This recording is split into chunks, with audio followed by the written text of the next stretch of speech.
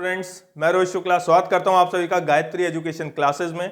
हम जो बैच शुरू करने जा रहे हैं उसका नाम है निश्चय बैच। इस निश्चय बैच के तहत हम आप सभी के लिए क्रैश कोर्स लाए हैं क्लास 10th के लिए। ठीक, जैसा कि आप सभी जानते हैं बोर्ड हमारे बिल्कुल सर पे आ चुका है। ठीक, तो ये क्रैश कोर्स हम 20 से 25 दिनों के अंदर पूरी मैथ्स इसमें खत्म करेंगे, है ना। और पूरा स्टैंडर्ड मैथमेटिक्स, जो स्टैंडर्ड के बच्चे हैं उनको बहुत टेंशन रहती है कि उन्हें कैसे क्वेश्चंस अलग अलग वैरायटी के चाहिए, तो मैं सारे अलग वैरायटीज के क्वेश्चंस लाया हूं। तो चलिए शुरू करते हैं। हम शुरुआत जो करने वाले हैं वो है हमारी यूनिट नंबर 1, जिसका नाम है नंबर सिस्टम। इस यूनिट में हमारे पास सिर्फ एक चैप्टर है। जैसा कि आप जानते हैं यूनिट वाइज मार्क्स डिस्ट्रीब्यूटेड है। ठीक, हमारी अगली यूनिट अलजेब्रा होगी। अलजेब्रा के अंदर अलग अलग चैप्टर्स आ जाते हैं, पॉलिनोमियल, क्वाड्रेटिक इक्वेशंस, है ना, अरिथमेटिक प्रोग्रेशन। उसी तरीके से हमारे पास यूनिट 1 में सिर्फ एक चैप्टर है जिसका नाम है रियल नंबर्स। ठीक, तो हम सिर्फ इंपॉर्टेंट जो कॉन्सेप्ट्स हैं उन पे बात करेंगे। जैसे सबसे पहले हम शुरू करते हैं, आइए, जिसका आप सभी ने नाम सुना है, उसका नाम है फंडामेंटल थ्योरम ऑफ अरिथमेटिक। ठीक, और मेरे ख्याल से इसका स्टेटमेंट भी सब जानते हैं, है ना, फंडामेंटल थ्योरम ऑफ अरिथमेटिक। मैं यहां पे इसका स्टेटमेंट लिख देता हूं। पहले क्या है इसका स्टेटमेंट, देखिए, every composite number can be expressed,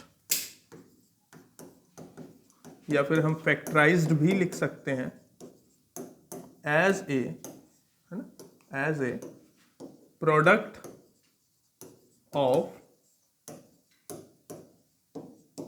power of prime numbers.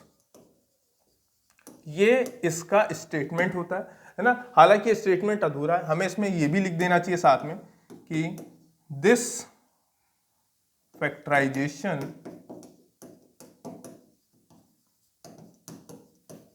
Is unique. ये जो फैक्टराइजेशन है ये कैसा है, यूनिक है ना। हमें ये बात का पता होना आवश्यक है। ठीक, अच्छा, ये बात ध्यान रखना, apart from the order in which the prime factors occur, है ना। ये तो बात हो गई रटन विद्या की कि ये क्या कह रहा है। अब हम बात करते हैं कि हिंदी में क्या इसका मतलब है। हिंदी में इसका मतलब ये है कि आप दुनिया का कोई भी कौन सा नंबर उठाइए साहब, कंपोजिट नंबर उठाइए। कंपोजिट नंबर को आप किस तरीके से लिख सकते हैं, आप इसको product of power of primes के रूप में लिख सकते हैं, है ना। ये सिंपल शब्दों में, ऊपर वाली जो लाइन इतनी हमने लिखी है उसका सिंपल सा जो एक्सप्लेनेशन है वो ये डब्बे के अंदर मैं बंद कर रहा हूं। ठीक, ऊपर वाली लाइन आपको पता होनी चाहिए क्योंकि आप क्लास 10th में ऊपर से स्टैंडर्ड मैथमेटिक्स यदि आपने लिया है तो कम से कम आपको स्टेटमेंट तो याद होना चाहिए ना, आपको कुछ स्टेटमेंट्स याद रखने पड़ेंगे। उसी तरीके से तो composite number can be expressed at the product of power of prime, है ना। और ये जो फैक्टराइजेशन होता है ये कैसा होता है, यूनिक, यानी कि हर कंपोजिट नंबर का जो प्राइम फैक्टराइजेशन लिखने का तरीका होगा वो कैसा होगा, एक लौता होगा, यूनिक होगा। ठीक, और आगे लिखा हुआ है अपार्ट फ्रॉम दी ऑर्डर, यानी कि जैसे मैंने बोला कि आप बात कर रहे हैं, मैंने एक नंबर ले लिया सपोज 12। ठीक, 12 के जो प्राइम फैक्टर होंगे कैसे लिखेंगे आप इसको भैया, 2 इंटू 3, यही होगा, है ना, 4 3 12, यही होता है। तो कोई भी इसमें बाध्यता नहीं है, कोई इस तरीके से भी लिख सकता है भाई साहब, 3 इंटू 2, यानी कि ऑर्डर मैटर नहीं करता कि किस तरीके के ऑर्डर आपने लिए हैं, पर आपको यहां पे देखना चाहिए कि इस 12 को हमने कैसे लिख दिए। 3 एक प्राइम नंबर है और 2 भी क्या है, प्राइम नंबर है। साथ में यहां पे आपको दिख रहा होगा प्रोडक्ट ऑफ पावर, तो देखिए हम इसको क्या लिख सकते हैं, 3 इंटू 2 की पावर 2, तो भैया product of power of prime numbers. तो ये वो प्राइम नंबर्स हैं जिनकी कुछ ना कुछ पावर है और ये आपस में क्या है, प्रोडक्ट में है। और प्रोडक्ट में है तो ये जो बना रहे हैं, ये जो नंबर एक यहाँ पे फॉर्म हो रहा है, ये नंबर कैसा नंबर है भाई साहब, कंपोजिट नंबर है। समझ में आई बात की नहीं आई। और इधर वाली जो चीज है इसको हम क्या बोलते हैं, product of power of prime बोलते हैं। बस इतनी सी बात, product of power of primes. ठीक, और ये यूनिक होगा, यानी कि 12 को इसी तरीके से लिखा जा सकता है कि 3 इंटू 2 की पावर 2। ठीक, और इस तरीके से लिखा जा सकता है, तो आप जानते हैं अगला नंबर को किसी और तरीके से लिखा जाएगा, उसे इस तरीके से लिखा नहीं जा सकता। तो वही ये बात बोल रहा है कि कैसा है ये यूनिक है। तो इसे कहा जाता है फंडामेंटल थ्योरम ऑफ अरिथमेटिक। अच्छा, एक चीज और, क्या कि फंडामेंटल थ्योरम ऑफ अरिथमेटिक जो है ना, फंडामेंटल थ्योरम ऑफ अरिथमेटिक, इसको कई बार है ना इज ऑल्सो कॉल्ड, इसका एक और नाम है साहब, और उसका नाम है यूनिक फैक्टराइजेशन थ्योरम। क्या कहा जाता है इसको? यूनिक फैक्टराइजेशन थ्योरम, है ना। इस बात का आपको विशेष ध्यान रखना है। ये लिख दिया है ना, कुछ इंपॉर्टेंट बात है ना, पॉइंट ऑफ व्यू में आप इसको अपने रख लीजिए, कभी भी ऑब्जेक्टिव में भी फंस सकती हैं चीजें, है ना। तो इसे यूनिक फैक्टराइजेशन थ्योरम भी कहा जाता है, किसको? फंडामेंटल थ्योरम ऑफ अरिथमेटिक को। अब सुनना, जैसे एक और तरीका आपने एनसीईआरटी में देखा होगा, मैं वो तरीका भी लिख दे रहा हूं। कोई भी कंपोजिट नंबर मैंने क्या ले लिया? एक्स ले लिया। एक्स लेते साथ ही product of power of prime लिखने का मतलब ये मैंने ऐसे लिख दिया, P1 into P2 into dot dot dot into Pn। इस तरीके से भी आप लिख सकते हैं, यदि आपको ऊपर वाला रिप्रेजेंटेशन नहीं पसंद आया, जहां पे आप ऐसे लिख दीजिए कि भैया वेयर, है ना, P1 P2 dot dot dot up to Pn are prime numbers. ठीक, ये कैसे नंबर्स हैं साहब? प्राइम नंबर्स हैं, है ना। इस तरीके से भी आप लिख सकते हैं, ये प्राइम नंबर्स हैं, है ना। तो हमें समझना है कि कैसे काम कर रहा है। अच्छा, अब यहां पे fundamental theorem of arithmetic important क्यों हो जाता है, यानी कि इसका सबसे ज्यादा यूज कहां होता है? ठीक, तो भैया हम यहां पे लिख दे रहे हैं बाय द हेल्प ऑफ, कुछ देर के लिए अपन इसको शॉर्टकट में ऐसा बोल दें क्या, fundamental theorem of arithmetic, FTOA, है ना, ताकि इतना लिखना ना पड़े हमें। ठीक, by the help of fundamental theorem of arithmetic, है ना, इस तरीके से लिख सकते हैं ना, फंडामेंटल थ्योरम ऑफ अरिथमेटिक। ये वैसे मत लिख देना एग्जाम में, आपने सिर्फ अपना समय बचाने के लिए इस चीज को शॉर्टकट में कर दिया। ठीक, तो by the help of fundamental theorem of arithmetic क्या निकाल सकते हैं हम? वी शुड फाइंड, बहुत इंपॉर्टेंट नाम, बहुत इंपॉर्टेंट नाम आपने सुना है, HCF एंड LCM। ठीक, क्या निकाल सकते हैं? HCF and LCM of numbers, है ना। ऐसे लिख देना चाहिए मुझे, 2 नंबर्स लिखना सही नहीं होगा, सिर्फ नंबर्स लिख देते हैं तो बेटर रहेगा। क्यों बता रहा हूं? क्योंकि यदि नंबर्स लिख दिया तो यानी कि 2 और मोर नंबर्स, सीधी बात, आप चाहे 2 नंबर ले लीजिए, चाहे आप 2 से ज्यादा नंबर ले लीजिए, आपकी इच्छा। ठीक, लेकिन वो सब इसी के ऊपर बेस्ड होंगे, किसके ऊपर? फंडामेंटल थ्योरम ऑफ अरिथमेटिक के ऊपर ही बेस्ड होंगे। तो आप इसकी मदद से ही क्या निकालते हैं भाई साहब? फंडामेंटल थ्योरम ऑफ अरिथमेटिक से ही HCF या LCM ऑफ किन्हीं भी 2 या 2 से ज्यादा नंबरों का। कोई दिक्कत तो नहीं? और इस मेथड को ही आप लोग बोलते थे, this method is called prime factorization method. इसी को क्या कहा जाता था? प्राइम फैक्टराइजेशन मेथड कहा जाता था। ये बात ध्यान रखिएगा, यानी कि आपके दिमाग में एक बात ये आ जानी चाहिए कि प्राइम फैक्टराइजेशन जो कहलाती वो एक मेथड है, जो कि किसने दी? ये दिया हमें फंडामेंटल थ्योरम ऑफ अरिथमेटिक ने। ठीक, यानी कि फंडामेंटल थ्योरम ऑफ अरिथमेटिक को जब हम यूज करते हैं तो जो यूज आता है, उसका सबसे पहला जो यूज आता है वो HCF और LCM निकालने के लिए आता है, और इसी ने एक मेथड जनरेट करी जिससे हम HCF LCM कैलकुलेट कर पाते हैं, और इस मेथड का नाम क्या पड़ गया? Prime factorization method. ठीक, ये कुछ बातें इंपॉर्टेंट हमारे लिए। ठीक, फिर सीधे अगले पेज से तो हमारे क्वेश्चन में कूदना है। अच्छा, ये 1-2 छोटी छोटी बातें आपको समझ में आई, ये अच्छा रहेगा। अच्छा, एक चीज और, कईयों को भैया पता है तो बहुत अच्छी बात है, मैं बात करने जा रहा हूं किसकी? HCF की। HCF होता क्या है? तो इसका मतलब होता है भाई साहब, हम यहाँ पे यदि लिखें कि प्रोडक्ट ऑफ, है ना, ये बात ध्यान रखना, product of least power of all common prime factors. ये बात ध्यान रखना है, लीस्ट रहती है, लीस्ट पावर ऑफ ऑल, और दूसरी बात क्या याद रखनी होती है कि वो सब क्या होने चाहिए? Common prime factors in given numbers, in given numbers, है ना। नंबर्स को मैं ऐसे लिख दे रहा हूं, होप सो दिक्कत नहीं होगी। ठीक, तो एचसीएफ निकालने का क्या तरीका होता है कि आप पहले तो प्राइम फैक्टर्स निकाल लीजिए। प्राइम फैक्टर्स में उन सभी में देखिए, यदि आपको 2 नंबर दिए, 2 नंबर देने के बाद आपको यदि उसमें जो कॉमन नंबर दिख रहे हैं उन कॉमन नंबर की लीस्ट पावर को आप ले लीजिए, वो आपको क्या दे देगी बदले में, एचसीएफ। और इसी का एक उल्टा बस और क्या होता है, एलसीएम, जिसको हम क्या लिखते हैं भाई साहब, product of highest power of each prime factors. यानी कि यहां पे कॉमन वगैरह नहीं लेना, जितने भी प्राइम फैक्टर मिले उन सबकी हाईएस्ट पावर चिपका देनी है ना, याद रखना सभी को ले लेना है। Each prime factors in given numbers. यदि ये आप बातें कर लेते हैं तो ये हमारा ये जो पूरा कॉन्सेप्ट था ये किसका दिया हुआ है साहब, ये दिया हुआ है फंडामेंटल थ्योरम ऑफ अरिथमेटिक का। इस बात का आपको ध्यान में रखना है, ठीक। ये पूरा जो जनरेट किया गया है ये सब फंडामेंटल थ्योरम ऑफ अरिथमेटिक के द्वारा जनरेट किया गया। अब जैसे अपन इसमें एक इंपॉर्टेंट रिजल्ट होता है, मैं उसको यहाँ पे लिख देता हूं जो कि हम यूज करने वाले हैं, कि आप कोई भी 2 नंबर ले लीजिए, है ना, टेक एनी 2 नंबर्स। आप कोई भी ए और बी, कोई 2 नंबर हैं, ठीक, इंटीजर्स हैं, पॉजिटिव इंटीजर्स हैं, तो आप इनका एचसीएफ निकालेंगे जब भी, है ना, और आप जब क्या निकालेंगे, इन्हीं दोनों नंबर का एलसीएम निकालेंगे, सबको पता है ये बात, याद आ गई होगी। और इनका क्या ले लेंगे, प्रोडक्ट, तो वो हमेशा प्रोडक्ट ऑफ नंबर्स के बराबर आएगा। ये एक स्टेटमेंट याद रखना, and it is valid only for 2 numbers, है ना, सिर्फ 2 नंबर्स के लिए वैलिड होता है। 3 नंबर्स आ जाएंगे तब ये स्टेटमेंट वैलिड नहीं रहेगा, इस बात का ध्यान रखना। तो ये था हमारा इंट्रो पार्ट जिसकी हमें आवश्यकता थी।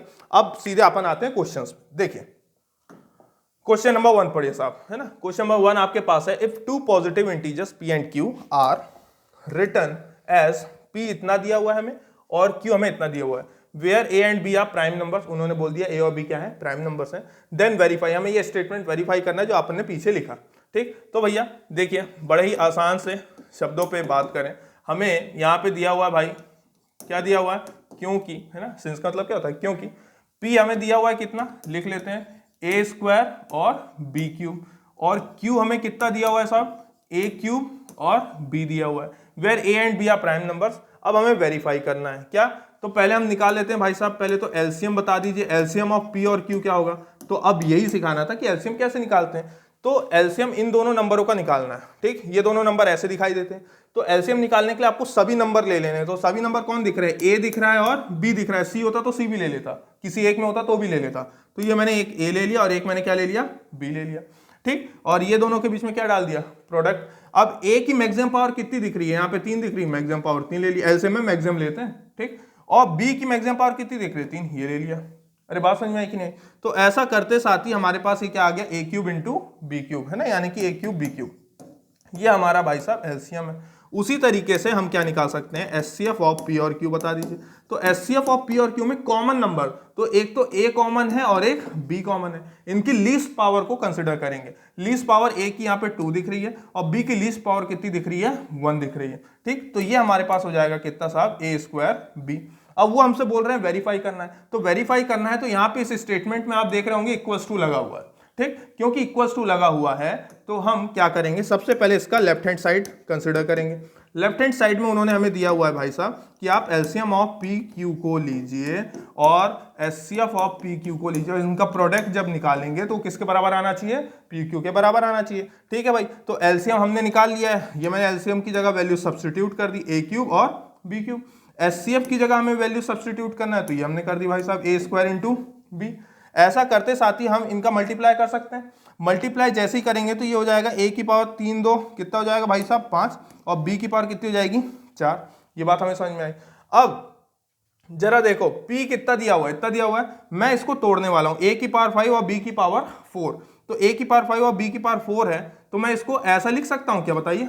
देखिए मैं लिख रहा हूं, है ना, मैं इस चीज को कन्वर्ट कर रहा हूं, ए स्क्वायर बी क्यूब, बिल्कुल उसको देख के कर रहा हूं, बी क्यूब इंटू और लिख रहा हूं ए क्यूब और बी। बताइए लिख सकता हूं कि नहीं, लिख सकता हूं ना, क्यों, क्योंकि बी क्यूब और बी हो जाएगा वापस बी की पावर 4 और ए स्क्वायर और ए क्यूब वापस ये हो जाएगा ए की पावर 5, है ना। जानबूझ के सेपरेट किया सर। सेपरेट करने का उद्देश्य ये है कि जहां जहां ये लिखा है वहां वहां मैं पी लिख सकता हूं, और जहां जहां ये भैया लिख सकता है वहां वहां क्यू आ सकता है ना। तो यही हम काम करने वाले हैं, ठीक। ये हटा दें, वरना आप लोग के नोट्स खराब हो जाएंगे।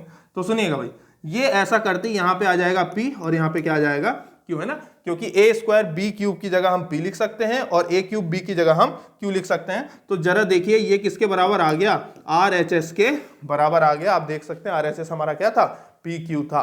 तो इस तरीके से हम यहाँ पे अपनी बात खत्म करते हुए बोलेंगे भाई साहब हेंस वेरीफाइड, है ना। बहुत ही आसान सा क्वेश्चन, मैं जानबूझ के इस तरह के क्वेश्चंस लाया हूं, जानबूझ के। ठीक, आपने किए होंगे, बहुत अच्छी बात है, जिन्होंने नहीं की वो अब कर लेंगे। चलिए अगला क्वेश्चन, टाइम वेस्ट नहीं करना। चलिए, if a and b are two coprime numbers, बहुत इंपॉर्टेंट प्रॉपर्टी है। If a and b are two coprime numbers then a cube and b cube are, तो a क्यूब और b cube क्या होंगे। तो सुनिए साहब, बहुत ही आसान सी बात उन्होंने बोली है, क्या, एज हमारे पास a एंड b दोनों के दोनों कैसे हैं भाई साहब, को प्राइम है, को प्राइम नंबर्स। ठीक, तो then a cube and b cube, मैं लिखने वाला हूं answer, are also coprime number. अरे सर ये क्या बोल गए आप, अरे बिल्कुल होंगे साहब, ध्यान रखना, ये चीज बिल्कुल अटल सत्य है। कैसे, हम इस सिचुएशन को एक एग्जांपल से समझने का प्रयास करते हैं। ठीक, जैसे यहाँ पे लिख भी दें सर, पेपर में कैसे लिख के आएंगे, पेपर में लिखने का तरीका आप लोग को लग रहा हो सर आप इतना लिख क्यों रहे, लिखने के पीछे कई बच्चों को लिखना भी नहीं आता कि लिखना कैसे। जैसे अब हमें एग्जाम्पल कंसिडर करवाना है, तो मैंने ऐसे लिख दिया कि suppose this situation, this above situation, है ना, ऐसे लिख दिया। ये ऊपर वाली जो सिचुएशन है, this above situation can be understand by the following example, है ना। इस तरीके से लिख लिया आपने, लिखना सीखिए। कईयों को मैथ्स में एक दिक्कत आ रही है कि उन्हें लिखना नहीं आता कि कैसे रिप्रेजेंट करें। यार देखिए, रिप्रेजेंटेशन तो आपको बहुत मायने रखता है। बोर्ड में थ्योरी के ही नंबर है, थ्योरी के नंबर का मतलब ये कि आपको लिखना आना चाहिए। ठीक, नो डाउट, बहुत ज्यादा जैसे इस तरह के क्वेश्चंस जो लैंग्वेज पे बेस्ड हैं, इन पे तो आपको थ्योरी चाहिए ही चाहिए, है ना। अब जैसे आपने इसमें एग्जांपल ले लिया, सपोज हमने कंसिडर कर लिया, लेट कोई दो नंबर है ना, a बराबर हमने ले लिया 4, ये हमने 4 ले लिया, एंड b बराबर हमने ले लिया 5, ऐसा ले लिया, सही बात है। और हमने फिर a क्यूब निकाल लिया, है ना, देन ऐसे लिखिए, देखिए इस तरीके से लिखिए, देन a क्यूब बताइए कितना हो जाएगा, 4 4 जा 16, 4 जा 64, और हमने यहाँ पे कैलकुलेट कर लिया b क्यूब, तो b क्यूब 5 5 जा 25, 5 जा 125, है ना, 5 का क्यूब 125 होता है। ठीक, इस तरीके से निकाला। अब हमने बोला कि HCF, है ना, HCF देख लेते हैं। उन्होंने क्या बोला, if A and B are two coprime numbers then a cube and b cube are, ये भी क्या होने चाहिए, को प्राइम होने चाहिए। तो अपन इनका निकालते हैं HCF, है ना, क्योंकि आपको याद है ना HCF में ही को प्राइम नंबर बोला जाता है, ध्यान रखिएगा। तो HCF निकाल के देखते हैं साहब, HCF ऑफ A और B, है ना, मतलब देखा जाए तो हम HCF ऑफ क्या निकाल रहे हैं, 4 और 5 निकाल रहे हैं। ठीक, ऐसी बात है, तो 4 और 5 का HCF हमेशा आपको पता होगा क्या आता है, 1। उसी तरीके से, है ना, HCF ऑफ, जरा देखिए हमें किसका निकालना है भाई साहब, a क्यूब और b क्यूब का निकालना है।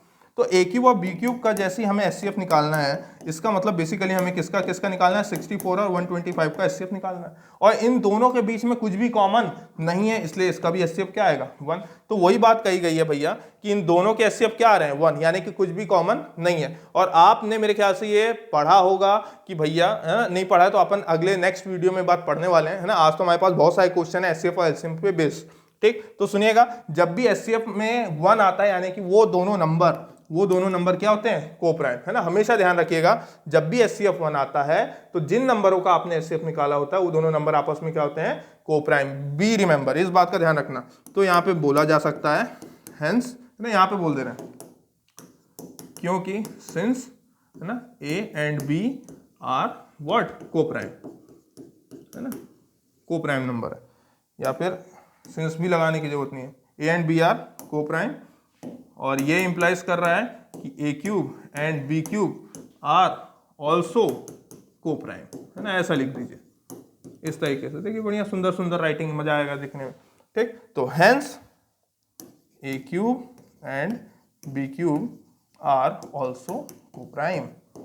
तो इस तरीके से आप लिखना सीखिए, बहुत आवश्यक है। कुछ इस तरह के, बाकी तो ज्यादा थ्योरी वाले क्वेश्चंस आते नहीं, पर जहां कुछ एक दो आते हैं तो उनको तो सॉल्व करना हमें सीखना जरूरी है। ठीक, चलिए आगे बढ़ते हैं।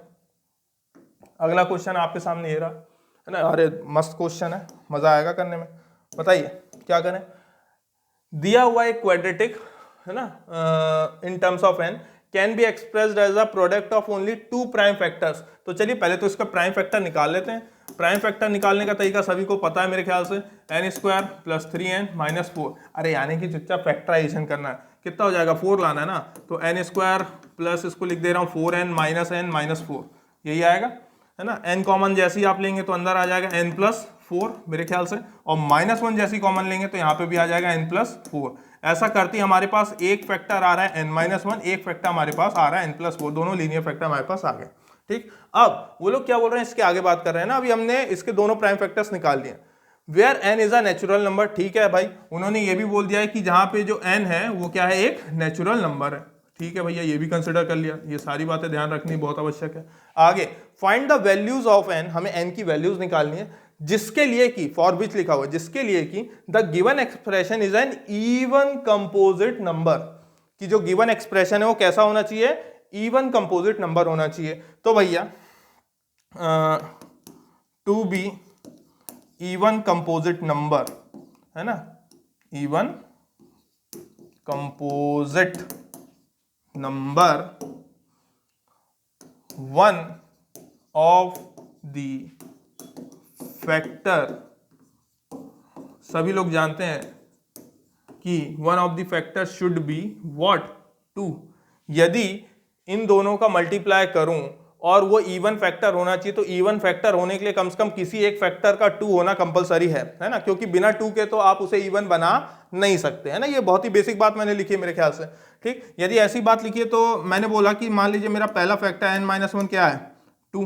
ठीक, देखते हैं तो ये हमें क्या रिजल्ट दे रहा है, n-1 बराबर 2 है, तो ये हो जाएगा कितना, n बराबर 3। ठीक है, एक ये मिला। अगले वाले को लिखते हैं। ठीक, क्या कि n प्लस 4 को यदि मैं बोलूं कि भैया ये एक इवन फैक्टर है, ठीक, यदि एक इवन फैक्टर है यानी कि ये 2 के बराबर है सपोज, यदि ऐसा है तो ये हो जाएगा कितना, मेरे ख्याल से -2 हो जाएगा, और -2 होते ही ये बंदा चिल्लाएगा, अरे भैया n को क्या रखना है, नेचुरल, यानी कि ये वाला केस तो क्या हो गया साहब, not possible.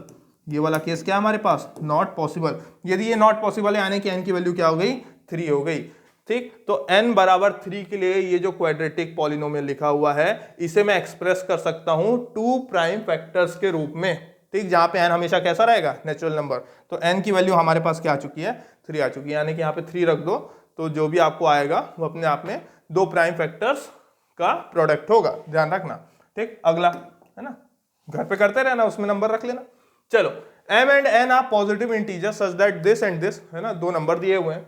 where p q r, है ना, 3 नंबर लिखे हैं, p q और r आर प्राइम नंबर्स, तीनों के तीनों प्राइम नंबर्स हैं। ठीक, प्राइम नंबर्स हैं, find LCM of this and ऐसे। अरे तो बड़ा इजी क्वेश्चन है, सभी लोग कर लेंगे मेरे ख्याल से। देखिए हमें क्या क्या गिवन है भैया, इसके सॉल्यूशन पे बात कर लेते हैं कि भैया हमें गिवन है m बराबर कितना दिया हुआ है साहब, p स्क्वायर है ना, q क्यूब और r, और n बराबर हमें दिया हुआ है कितना, p क्यूब और q स्क्वायर। तो जरा बताइएगा, मैं जैसे ही बात करूंगा HCF ऑफ कैपिटल M और कैपिटल N की, तो आप सभी जानते हैं HCF में कॉमन नंबर देखने हैं, तो कॉमन नंबर मेरे को एक P दिख रहा है और एक मेरे को कौन दिख रहा है, Q दिख रहा है। ठीक, P और Q दिख गया है, मैंने इनके बीच में प्रोडक्ट बनाया। P की आप HCF है तो मिनिमम पावर देखिए, P की मिनिमम पावर आपको दिख रही है, R दोनों में कॉमन नहीं था इसलिए R नहीं लिया है, ध्यान रखना, सिर्फ P और Q कॉमन दिखा है। HCF में हमेशा कॉमन नंबर लेना। इनकी मिनिमम पावर बताइए, तो P की तो मिनिमम पावर भैया 2 दिखी है, लगा दी 2।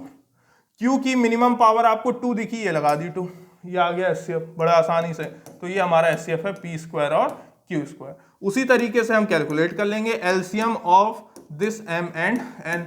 तो बताइएगा, इसमें आपको सारे फैक्टर लेने होते हैं, तो मुझे एक फैक्टर P दिखा, एक फैक्टर Q दिखा, एक फैक्टर R दिखा, इन सबकी हाईएस्ट पावर P की मेरे को दिखी 3, मेरे को Q की हाईएस्ट पावर भी दिखी भैया 3, और R की हाईएस्ट पावर मेरे को दिखी 1। ठीक, तो मेरे पास एलसीएम आ चुका है भाई साहब P क्यूब की Q क्यूब और इनटू में R, ये मेरा आ गया क्या एलसीएम, बस हो गया, हमें इतना ही निकालना था, find the LCM of this and HCF of this, तो ये हमने निकाल दिया।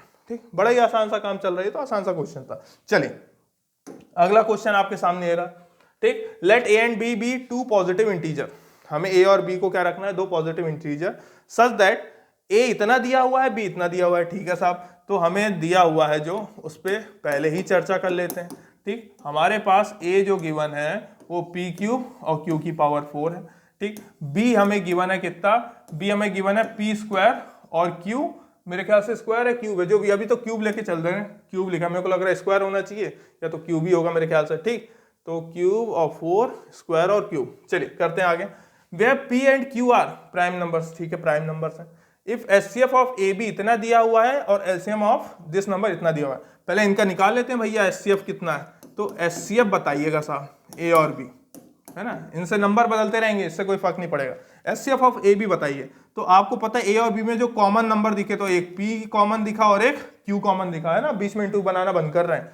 ठीक, और बताइए इनकी मिनिमम पावर कितनी है। मिनिमम पावर यहाँ पे दिख रही है 2 और क्यू की मिनिमम पावर कितनी दिख रही है 3। सही बात है। अच्छा, तो ये अगले पल ही बात करेंगे हम किसकी, एलसीएम ऑफ ए बी की। तो यदि ये बात करना है तो आपको पता है इसमें हमें सारे फैक्टर लेने, तो एक पी दिख रहा है और एक क्यू। उसकी मैक्सिमम पावर बोलिए, तो मैक्सिमम पावर यहाँ पे दिख रही है पी की 3 और क्यू की मैक्सिमम पावर कितनी दिख रही है साहब 4। ठीक, लेकिन सरकार ने भी तो आपको कुछ दे के रखा है। उन्होंने दिया है कि नहीं भैया, हमारे एचसीएफ ऑफ ए बी जो आ रहे हैं भाई साहब, वो आ रहे हैं p की पावर m और q की पावर n। ये भैया का कहना है। और साथ में ये बोल रहे हैं कि इनके ए बी का जो एलसीएम है वो आ रहा है p की पावर r और q की पावर s। सही बात है। तो सपोज मैंने बोल दिया भैया कि ये इक्वेशन 1 है मेरे लिए, ठीक, और ये मेरे लिए इक्वेशन नंबर क्या है 2, है ना। लिखने का तरीका कि कैसे लिखेंगे, तो मैं बात कर रहा हूं भैया, यदि ये गिवन है तो मेरे पास तुरंत ही एक कमाल का आइडिया आया, by the method of comparison. By the method of comparison equation number 1 जो मेरे पास दी हुई है ना, उसमें मेरे को एचसीएफ ऑफ ए बी कितना दिया हुआ है, पी स्क्वायर और क्यू क्यू। और गिवन सरकार ने क्या दे रखा है कि एचसीएफ ऑफ ए बी कितना है भाई साहब, वो बोल रहे हैं कि वो है पी की पावर एम और क्यू की पावर एन। तो ये तो तभी संभव है जब इन दोनों को मैं कंपेयर करूं। तो पी और क्यू तो कंपेयर कर दिया, तो ऐसे में मेरे को m की वैल्यू यहाँ से 2 मिल रही है और n की वैल्यू मेरे को यहाँ से 3 मिल रही है। सही बात है। उसी तरीके से यदि देखा जाए तो मैं इक्वेशन नंबर 2 को अब उठाता हूँ एलसीएम वाले को। तो हमारे जो एलसीएम आए भैया वो आए हैं p क्यूब और q की पावर 4, और ये सरकार का जो एलसीएम आया है वो आया है p की पावर r और q की पावर s, और नंबर सेम है, यहाँ पे भी a b है और हमारा भी क्या a b है भाई साहब। यदि ऐसा तो फिर से मेथड ऑफ कंपैरिजन लगाएंगे तो हमें दिख रहा होगा कि r की वैल्यू मुझे 3 दिखाई दे रही है और s की वैल्यू मुझे क्या दिखाई दे रही है 4। लेकिन गवर्नमेंट अपने से मांग क्या रही है, गवर्नमेंट अपने से ये मांग रही है कि m plus n into R plus S कितना होता है साहब। तो देखिए बड़ा ही आसान सा काम है, तो निकाल देते हैं कि भैया m प्लस n है ना, और इंटू में r प्लस s है। m हमने और n हमने निकाल लिया, यानी कि 2 और 3, तो ये 2 और 3 यहाँ पे रख दिया। r और s अपने पास कितना है 3 और 4। ऐसा करते ये अपने पास 5 हो रहा है और ये अपने पास 7 हो रहा है, तो ये कितना आ गया साहब 35। ये हमारा फाइनल आंसर, यानी कि इस चीज की वैल्यू कितनी है 35। ठीक, इस तरीके के क्वेश्चंस भी आपके पास आ सकते हैं। ठीक, अच्छा लगे तो आप जानते हैं क्या करना है आपको। अगला क्वेश्चन देखिए, find all pairs of positive integer whose sum is 91 and HCF is 13, show your work. ठीक है भैया, हमें पेयर निकालने हैं। अब देखिएगा बड़ा आसान सा है ना, बहुत आसान है, बहुत आसान है, आपको घबराने की आवश्यकता नहीं है। सबसे पहले तो है ना एक इंपॉर्टेंट लाइन लिख देते हैं, सॉल्यूशन। सॉल्यूशन एक इंपॉर्टेंट लाइन है। चलिए देखिए, तो सॉल्व करते हैं अपन इसको। मान लीजिए let the pair of numbers, है ना, अपन ले रहे हैं numbers B A and B. A और बी क्या है हमारे पेयर ऑफ नंबर्स हैं। यदि ऐसा है तो मैं ए को, है ना, और साथ में एक चीज ये भी तो गिवन है, देखिए कि गिवन आपको क्या है कि एचसीएफ ऑफ फिर ए और बी कितना हो जाएगा 13 हो जाएगा। सही बात है। और जब भी किसी भी नंबर के एचसीएफ यदि जो भी दिए हों, है ना, यहाँ पे हमें इन दोनों नंबर के एचसीएफ कितना दिया हुआ है 13 दिया हुआ है, तो लिखने का तरीका क्या हो जाता है उस नंबर को, तो हम लिख सकते हैं, है ना, then we can write the numbers in the form of, है ना, इन दी फॉर्म ऑफ क्या, मैं a को लिख सकता हूं भैया 13x और मैं b को क्या लिखता हूं 13y। नहीं आया समझ में?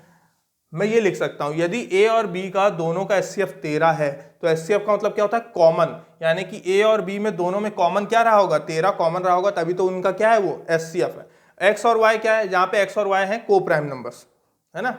एक्स और वाई क्या है? को प्राइम नंबर्स, यानी कि कोई नंबर होंगे, हमें नहीं पता वो क्या है नंबर है, पर वो कोई ना कोई नंबर्स होंगे। अब सुनना, यदि ऐसा है तो क्वेश्चन में देखिएगा क्या बोल रहा है भाई साहब। क्वेश्चन वाला बोल रहा है कि find all pair of positive integer whose sum is 91, है ना? हमें ऐसे पेयर हैं, हमारा एक पेयर है ना, ये निकल गया ए और बी, इनके हमें दोनों के क्या निकालने हैं? सम। यानी कि सरकार कह रही है भैया कि आप जिस दिन ए और बी को जोड़ोगे तो कितना देगा? 91। तो ऐसे कितनी संख्याएं हैं जिनको जोड़ जोड़ के 91 आएगा, ठीक? और उन दोनों का एचसीएफ क्या होना चाहिए? 13, है ना? ऐसे नहीं कि तुम 91 लाना शुरू करो तो बोले एक 1 है, एक 90 है, एक 2 है, एक ऐसा नहीं, ऐसा नहीं।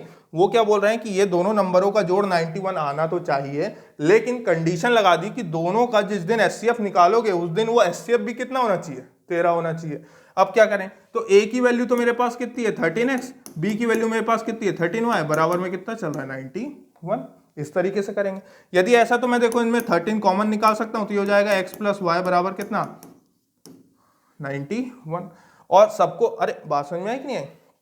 अब यहां पे लिखते हैं भाई साहब x प्लस वाई बराबर कितना? 91/13।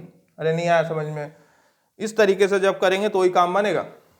चलिए अब देखा जाए तो 13 7 जा 91 होता है मेरे ख्याल से, ठीक? तो x प्लस वाई बराबर 7 आ रहा है। अब क्या करें? तो अब निकालते हैं पॉसिबल वैल्यूज, है ना? कितनी पॉसिबल वैल्यूज तुम सोच सकते हो, चलो देखते हैं, है ना? x प्लस वाई बराबर क्या आना चाहिए? 7। तो एक तो तुम्हारे दिमाग में आएगा कि एक तो 1 ले लो, है ना? 1 प्लस, है ना, और कितना? 6, ये 7 देगा, सही बात है। अगला नंबर ले लो 2, तो 2 लोगे तो ये कितना हो जाएगा? 5, 2 5 भी कितना होगा? 7 होगा साहब। अगला नंबर ले लो 3, 3 ले लो, तो 3 लोगे तो ये कितना हो जाएगा? 4, तो 3 और 4 भी कितना होगा? 7। तो ये तुमने सारे के सारे ए सोच लिया और ये सारे के सारे तुमने क्या सोच लिए?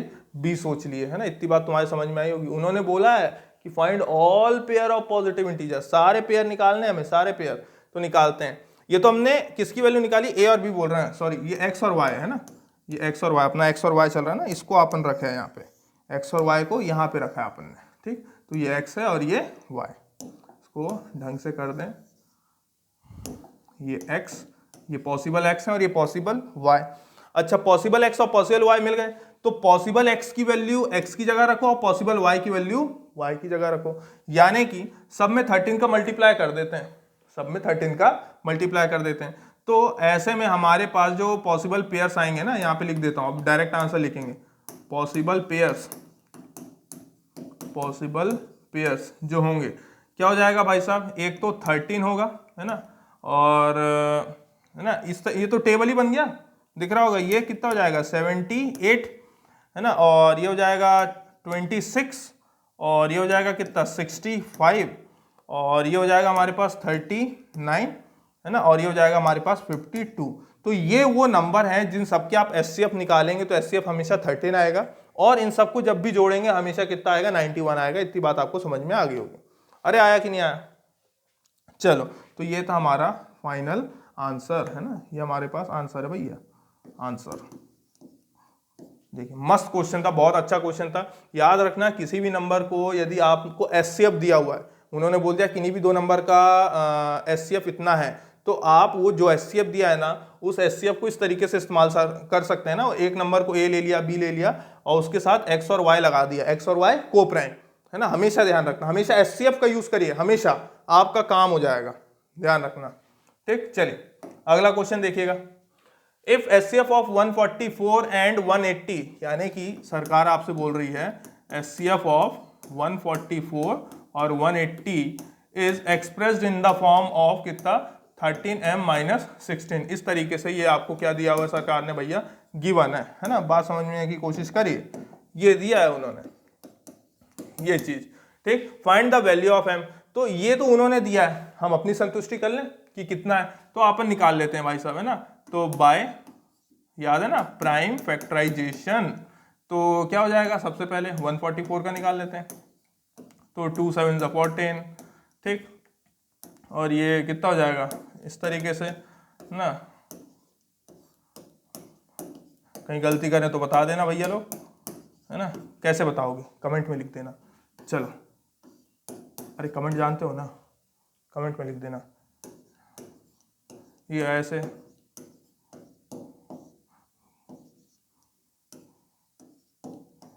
ना, छोटे नंबरों से शुरू किया है बिल्कुल, ये बढ़िया।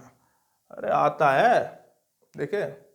चलो देखो, तो अब यहाँ पे निकालते हैं अपन किसका, HCF ऑफ 144 और 180 का। बताइए क्या होगा, है ना। ये पहले यहाँ पे लिख दें हम, है ना, कई लोग कंफ्यूज ना हो जाए कि 144 को भैया अपन ने निकला है 2 की पावर 4 है ना, इनटू में 3 की पावर 2 है, ये लिख दें, है ना। और 180 को अपन क्या लिख सकते हैं, 2 की पावर 2, ये लिख दिया, 3 की पावर 2 और 5 की पावर 1, है ना, ये लिख दिया। अब ऐसे बताइए जो जो कॉमन है, तो कॉमन आपको 2 दिख रहा होगा और 3 दिख रहा होगा, ठीक, 2 और 3 कॉमन दिखा होगा। और इसमें लीस्ट पावर तो एक तो 2 यहाँ पे भी और 3 में भी 2, तो ये भी 2 और ये भी 2, तो फाइनल आंसर कितना भैया 4 × 9, है ना, जो कि हमें क्या दे देगा 36। कोई दिक्कत तो नहीं, है ना। अच्छा, यदि इतना है तो अब वो जो बोल रहे हैं, तो हमने तो HCF ये निकाला, है ना, और ये बोल रहे हैं कि HCF ऐसा है, तो हमने कंपेयर डाल दिया, है ना, फ्रॉम फर्स्ट एंड सेकेंड। इन दोनों को जैसे ही कंपेयर करेंगे तो हमें मिल जाएगा 13m - 16 बराबर में कितना 36। ऐसा करते ही हमारे पास 13m बराबर 36 प्लस कितना हो जाएगा 16, ये कितना हो जाएगा 52, है ना। और ऐसा करते ही m बराबर कितना 13 4 जा 52, यानी कि m बराबर कितना आ रहा है हमारे पास 4 आ रहा है साहब, है ना। तो 4 रखेंगे तो हमें समझ में आ जाएगा कि इसका HCF कितना है, इतना ही आएगा, परेशान होने की कोई ज़रूरत नहीं है। तो ये निकाल दिया। इस तरीके के भी क्वेश्चन आते हैं, आपको इसके लिए भी प्रिपेयर होना चाहिए। चलिए अगला करते हैं, होप सो समझ में आ रहा है ना। स्क्रीनशॉट लेते रहिए, लेकिन कोशिश करिए कि रफ में सॉल्व करिए, है ना। अब तो पेपर बिल्कुल सर पे है। चलिए अगला क्या है, 1 2 4 5 is a factor of numbers P and Q, which of the following will always has 1 2 4 5 as a factor. सही है, देखिए बहुत ही सिंपल सवाल आपके सामने रखा गया है, बात करते हैं इस पे, है ना। हालांकि बात करते करते ही बात इसमें खत्म भी हो जाएगी। देखिए मेरे को क्या बोल रहा है कि 1 2 4 5 एक फैक्टर है, किनका, एक नंबर P है और एक नंबर Q, दोनों का फैक्टर है। तो हम बोल दे रहे हैं भैया, हम P को बोल दे रहे हैं भैया कि 1 2 4 5 X, ऐसा दिख रहा होगा ये, है ना। फैक्टर है तो उसमें कहीं ना कहीं मल्टीप्लाई हो रहा होगा, P के अंदर छुपा होगा, फैक्टर का मतलब वो नंबर उसमें छुपा होगा। उसी तरीके से जो Q नंबर भी है वो भी इस तरीके का दिख रहा होगा 1 2 4 5, और मैंने लिख दिया Y, है ना। हो सकता है ये नंबर चेंज हो रहे हो, पर ये नंबर दोनों में क्या है, कॉमन है। अरे बात समझ में आई, दोनों में क्या है, कॉमन है, तभी तो उन दोनों का क्या है, फैक्टर है। यदि ऐसा है, वो बोल रहे हैं कि इनमें से कौन सी चीज, है ना, इन तीन में 1 2 और 3, कौन सी चीज के फैक्टर भी 1 2 4 5 ही रहेंगे। तो जैसे मैं केस 1 पे बात करता हूं, वो बोल रहे हैं इन दोनों को ऐड कर दो, ठीक है साहब, ऐड कर दिया P + Q को, तो ये 1 2 4 5 प्लस, है ना, X और प्लस 1 2 4 5 कितना Y। मैं इन दोनों में 1 2 4 5 कॉमन निकाल सकता हूं, अंदर बचेगा X + Y, यानी कि X + Y यानी कि P + Q का भी फैक्टर कितना आ रहा है, दिख रहा है, ये देखो ऐसे पढ़ने का कोशिश करो, P + Q का भी फैक्टर कितना है 1 2 4 5 है। तो हम बोलेंगे भैया कि P + Q has always factor 1 2 4 5, है ना, या फिर ऐसा बोल लो 1 2 4 5 is always the factor of P + Q, factor 1 2 4 5। अगला बोलते हैं सेकंड, है ना, ये अरेंज करते रहना अपने हिसाब से। बोल रही है सरकार P × Q, तो P × Q सबको दिख रहा है, मल्टीप्लाई कर देते हैं 1 2 4 5 X इंटू 1 2 4 5 Y। ऐसा करते ही सबको पता है कि भैया 1 2 4 5 का स्क्वायर इंटू X और Y, ठीक, ये आ गया आपके पास PQ। तो 1 2 4 5 इंटू 1 2 4 5 दो नंबर हैं, यानी कि भैया PQ हैज ऑलवेज फैक्टर 1 2 4 5, इसके पास भी है, तो ये भी क्या है, ट्रू स्टेटमेंट है ना, ऊपर वाला भी ट्रू, नीचे वाला भी ट्रू। तीसरा देख लेते हैं, तीसरे में क्या तकलीफ है भैया। तीसरा वाला बोल रहा है p डिवाइडेड बाई क्यू। अच्छा ऐसे लिखना पड़ेगा, p डिवाइडेड बाई क्यू। तो 1245 x अपॉन में 1245 y, तो ये तो निकल लिया है ना, ये तो निकल लिया तो बचा सिर्फ कितना, x बाय वाई। यानी कि x बाय वाई के आगे कोई भी नंबर आपको दिखाई दे रहा है क्या, सिर्फ 1 दिख रहा है। यानी कि हम बोल देंगे भैया सिंपल सी बात कि x बाय वाई यदि ऐसा है तो है ना p divided by q has not a factor as 1245।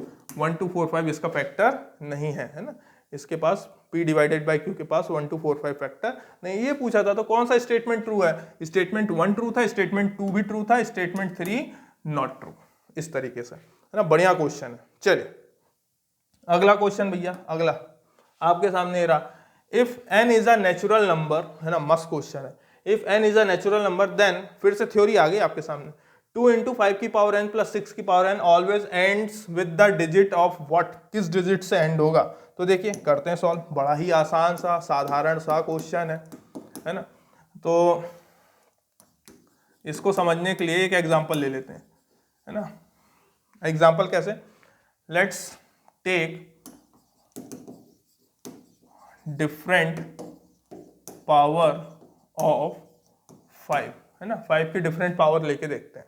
तो आपको पता है जैसे ही करूंगा 5 की पावर 1 तो आप बोलोगे क्या आ रहा है 5, जैसे ही करूंगा 5 की पावर 2 तो आप बोलेंगे कितना आ रहा है 25, है ना। आखिरी में देखिए लास्ट डिजिट देखिए, यहाँ पे भी 5 है, यहाँ पे भी कितना है 5। जैसे ही करूंगा 5 की पावर 3 तो आप बोलेंगे कितना 1 2 5, आखिरी में कितना आ रहा है 5। जैसे ही मैं बोलूंगा 5 की पावर 4 तो आप बोलेंगे कितना 6 2 5, यानी कि आखिरी में कितना आ रहा है 5, एंड सो ऑन, इसी तरीके से आता जाएगा। यानी कि इट इज क्लियर, है ना। इसमें एक क्वेश्चन ये भी ऐसे आ जाता है, सिर्फ इतना ही आ जाता है 5 की पावर n, है ना। तो इट इज क्लियर दैट 5 की पावर n इज, है ना, कुछ भी ले लो n, है ना, n कुछ भी ले लो, नेचुरल नंबर, है ना। 5 की power n always ends with the digit 5, हमेशा किससे एंड होगा 5 से होगा। अब सुनना जरा, तो सिमिलरली, है ना, इतना कौन कैलकुलेट करे, similarly 6 to the power n is always ends with the digit किससे 6 से। अरे खुद ही सोचो ना, 6 की पावर 1 6 आएगा, 6 की पावर 2 36, आखिरी में 6 आएगा, 6 की पावर 3 कितना 2 1 6, आखिरी में 6 आएगा, हमेशा 6 आएगा, ठीक। तो देयरफॉर, है ना, यदि देखा जाए देयरफॉर 5 की पावर n प्लस 6 की पावर n, जब इन दोनों को जोड़ा जाएगा, is always ends with the digit, मेरे ख्याल से सबको पता है 11। अरे खुद ही सोचो ना, 5 और 6 जोड़ोगे 11 आएगा, यानी कि always ends with 1, always ends with 1, हमेशा आखिरी में क्या आएगा 1 आएगा। तो देयरफॉर यदि हो गया तो हेंस, अब इसमें भी वो लोग क्या मल्टीप्लाई कर रहे हैं 2 का, तो 2 इंटू दिस 5 की पावर n प्लस 6 की power n is always ends with the digit, कितना आ जाएगा भाई साहब, तो हमें 2 मल्टीप्लाई बाई 11 करके देखना चाहिए, जो कि मुझे दे देगा 22, आखिरी में कितना आ रहा है 2। अरे बात समझ में आई कि नहीं, तो हम बोलेंगे कि भैया 2, है ना, देयरफॉर 2 इंटू 5 की पावर n प्लस 6 की power n is always ends with the digit कितना साहब 2, है ना। यानी कि यहाँ पे हमारा आंसर क्या है 2। तो इसमें अपन ने एक साथ 3 क्वेश्चन कर लिए, 5 की पावर n 6 की पावर n दोनों का कंबाइंड मल्टीप्लाई बाय 2। तो इस तरीके के क्वेश्चन आते रहते हैं ना, थ्योरी क्वेश्चन में परेशान होने का नहीं। तो ये बड़ी आसानी से देखिए सॉल्व हो गया। लास्ट में ध्यान देना है, सिर्फ लास्ट में ध्यान देना है। चलिए 9 की पावर n पूछ सकता है, 8 की पावर n पूछ सकता है, 12 की पावर n पूछ सकता है। देखिए अच्छा क्वेश्चन आया, find the HCF and LCM of x square minus 4 and x की पावर 4 माइनस 16। चलिए भैया ये भी करके देख लेते हैं, है ना, करने में क्या दिक्कत है। तो चलिए करते हैं, बड़ा ही आसान सा सवाल है हमारे सामने। सबसे पहले इनके फैक्टर्स निकाल लेते हैं, ठीक। जैसे कि हमारे पास एक तो गिवन है एक्स स्क्वायर माइनस 4, जिसको मैं लिख सकता हूँ एक्स का स्क्वायर माइनस 2 का स्क्वायर, जो कि मुझे दे देगा भाई साहब a प्लस बी का फॉर्म दिख रहा है मुझे x प्लस 2 और x माइनस 2, ये मुझे इसके फैक्टर मिल गए। उसी तरीके से देखा जाए x की पावर 4 माइनस 16 को, है ना, तो ये एक्स स्क्वायर का स्क्वायर दिख रहा है माइनस ये कितना दिख रहा है भाई साहब 4 का स्क्वायर, ये ऐसा दिख रहा है। यदि ऐसा दिख रहा है तो मैं इसको क्या लिख सकता हूँ भैया, मैं इसको लिख सकता हूँ एक्स स्क्वायर प्लस 4 और एक्स स्क्वायर माइनस 4, ठीक। जहाँ पे आपको ये एक्स स्क्वायर माइनस 4 और दिख रहा होगा, इसको फर्दर और सॉल्व किया जा सकता है एक्स स्क्वायर प्लस 4, और ये मेरे पास क्या हो जाएगा एक्स का स्क्वायर माइनस 2 का स्क्वायर। यदि ऐसा है तो मैं इसको और जब सॉल्व करूँगा तो ये मुझे दिखाई देगा x प्लस 2 और x माइनस 2, ठीक। तो ये हमारे पास किसके फैक्टर्स आ गए भाई साहब, x की पावर 4 माइनस 16 के फैक्टर्स आ गए। तो देखा जाए मुझे तो यहाँ पे निकालना है क्या, HCF ऑफ किसका, एक्स स्क्वायर माइनस 4 का और x की पावर 4 माइनस 16 का। तो आप इसमें देखिए, है ना, एक तो ये वाले में ध्यान रखिएगा और एक इस वाले में ध्यान रखिएगा। HCF निकालते समय वही मेथड आपको ध्यान रखनी है कि आपको देखना है दोनों में कॉमन क्या है। तो दोनों में कॉमन एक तो x प्लस 2 दिख रहा है और एक x माइनस 2, तो उनको लिख लिया भैया, पहले कॉमन वालों को उतार लिया x प्लस 2 और x माइनस 2, और उनकी मिनिमम पावर, तो यहाँ पे भी पावर 1 है 1 है, यहाँ पे भी पावर 1 है 1 है, यानी कि दोनों की मिनिमम पावर कितनी दे रही है 1 है ना, कोई दिक्कत तो नहीं। तो आ गया ये आपका HCF, और सॉल्व करेंगे तो कायदे से बोला जाएगा कितना, एक्स स्क्वायर माइनस 4, ये इसका HCF है, यानी कि इन दो नंबर्स का जो HCF है वो लिखा हुआ है एक्स स्क्वायर माइनस 4। उसी तरीके से एलसीएम यदि मुझे इन दोनों का निकालना है, ये मैंने लिख लिया, ठीक। अब इन दोनों का एलसीएम कैसे निकलेगा, तो फिर से आप इन्हीं दोनों लाइनों में ध्यान दीजिए। आपको इस बार सारे फैक्टर लेने, एचसीएफ में कॉमन लेते थे, इस बार सारे, तो कौन कौन दिख रहा है मुझे, सर एक x प्लस 2 दिखाई दे रहा है, मुझे एक x माइनस 2 दिखाई दे रहा है, और मुझे एक एक्स स्क्वायर प्लस 4, है ना। दोनों नंबर के जितने भी प्राइम फैक्टर्स हैं उन सबको लिख लेना है, और उनकी हाईएस्ट पावर, तो देख लेते हैं हाईएस्ट पावर, x प्लस 2 की पावर यहाँ पे भी 1 है और यहाँ पे भी 1 है। मान लो यहाँ 2 होती तो मैं 2 लिख देता, बात समझ में आई, एलसीएम में मैं यहाँ पे 2 लिख देता, पर इस वाले में भी 1 चल रही, इस वाले में 1, x माइनस 2 की इस वाले में भी 1, इस वाले में भी 1, और एक्स स्क्वायर प्लस 4 यहाँ पे तो है ही नहीं, और यहाँ पे पावर इसकी कितनी है 1, तो ये हमारा आ गया एलसीएम। इसको जब सॉल्व करेंगे तो आप सब जानते हैं ये बेसिकली क्या लिखा हुआ है, x प्लस 2 x माइनस 2, ये हो जाएगा एक्स स्क्वायर माइनस 4, और ये क्या लिखा हुआ है एक्स स्क्वायर प्लस 4, और इसको यदि और सॉल्व करेंगे तो ये कितना हो जाएगा x की पावर 4 और माइनस का 16, तो आपने एलसीएम निकाल दिया। तो जरा देखो ये दो ऐसे नंबर्स थे जिनमें इन दोनों का जो एचसीएफ है वो ये है और इन दोनों का एलसीएम जो है वो ये नंबर है, ठीक। तो इस तरीके का भी क्वेश्चन आपके सामने आ सकता है, तो इसके लिए भी आपको तैयार रहना है। चलिए अगला क्वेश्चन देखिए क्या दिया हुआ है, by using factor tree method. देखिए अभी तक हमने जो भी सीखा वो था प्राइम फैक्टराइजेशन मेथड। अब प्राइम फैक्टराइजेशन मेथड ही है, लेकिन उसको रिप्रेजेंट करने का एक तरीका होता है पेड़ बना देना, है ना। पेड़ बोलना अलग बात होगी, जड़ बना देना, जड़ बनानी है अपने को, रूट्स। तो देखिए बड़ा ही आसान सा काम है, ये भैया लिखा सॉल्यूशन, ये सबसे इंपॉर्टेंट लाइन है, ठीक। क्या नंबर दिया हुआ है 2520, तो देखिए ये बनाया 2520, है ना। इसको बनाने के भी अपने अपने तरीके हैं, कोई डब्बा बना रहा है, कोई गोला भी बना देता है, गोला बना सकते हो, ठीक। तो 2520 है। सबसे पहला जो नंबर इसको टक्कर देने आएगा वो कौन होगा, खुद 2 होगा। 2 से जैसे ही डिवाइड होगा तो 2 से डिवाइड होने के बाद आपको यहाँ पे एक नंबर मिलेगा, तो करिए 2 1 जा 2, फिर 2 2 जा 4, फिर 2 6 जा 12 और ये 0, ऐसे ही करते हैं।